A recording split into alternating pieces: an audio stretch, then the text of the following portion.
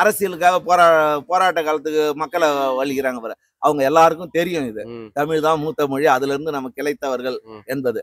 ஆனாலும் இது ஒரு அரசியல் விளையாட்டுன்னு தான் நான் நினைக்கிறேன். ஆடியோ லான்ச் பார்த்தீங்கன்னா கர்நாடகா நடத்தினாங்க. அப்போ பார்த்தீங்கன்னாக்கா கமலஹாசன் அவர் என்ன சொன்னாருன்னா, ஸோ தமிழ்ல இருந்து பிறந்தது தான் கர்நாடகா பார்த்தீங்கன்னா சொன்னாங்க.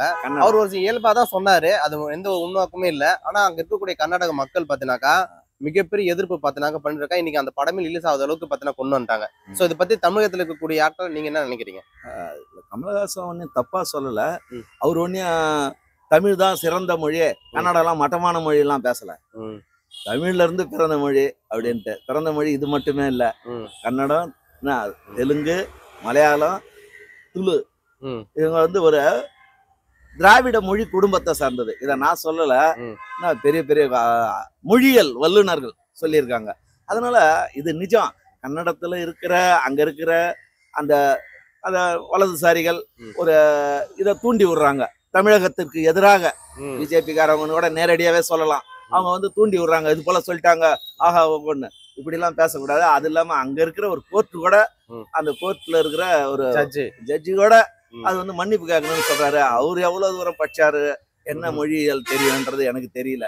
அவர் அப்படி தீர்ப்பு சொல்லவே கூடாது. இது ஒரு சார்பான நிலை எடுத்தல்ன்றதான் நான் நினைக்கிறேன்.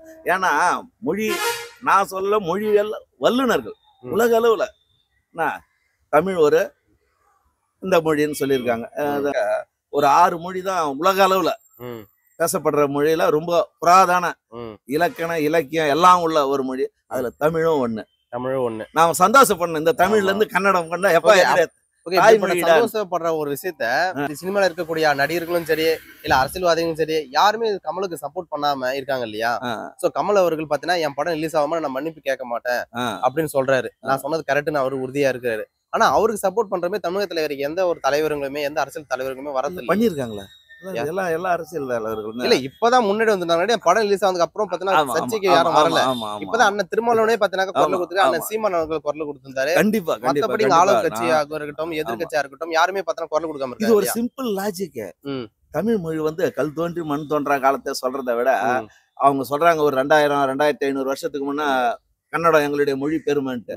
நான் சொல்றேன், அதாவது 3000 ஆண்டுகளுக்கு முன்னவே தொல்காப்பியம் தொல்காப்பியம் அந்த நூலை எழுதியிருக்கான். எழுதுறதுல சில வரிகள்லாம் படிச்சு பார்த்தீங்கன்னா ரொம்ப ஆச்சரியமா இருக்கும். நான் அதை படிக்கல, எனக்கு கேள்வி ஞானம் தான். 3000 ஆண்டுகளுக்கு முன்னவே தொல்காப்பியம் இருக்குது.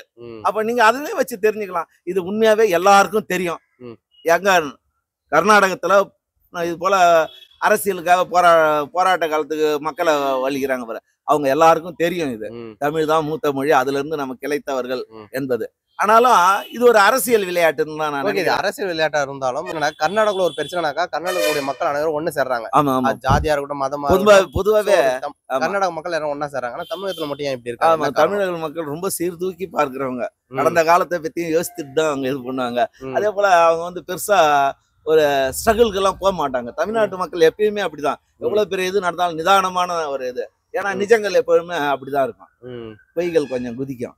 அப்படிதான் கர்நாடகத்தை நான் இல்ல சப்போர்ட் பண்ணாம இருக்காங்க. என்ன காரணம் நீங்க நினைக்கிறீங்க? இல்ல காரணம் எல்லாம் இல்ல, சப்போர்ட் பண்றாங்க. தமிழ்நாட்டு மக்கள் எல்லாரும் யாரை கேட்டாலும் சப்போர்ட் பண்ணுவாங்க. அது பொது வெளியில கொந்தளிக்கல, அவ்வளவுதான். அங்க அப்படி இல்ல. அங்க இனவெறி, துவேஷங்கள், மொழி இப்படின்றதுல உடனே நாங்கெல்லாம் யார் தெரியுமா, இங்க சில ஜாதி வெறி அமைப்புகள் இருக்குதுல, நாங்கெல்லாம் யாருன்னு மீசிய தடவிக்கிட்டாங்களா, அது போல டீம் அவங்க. அப்படிதான் நான் சொல்ல முடியும் என்ன கேட்டா. ஓகேண்ணா.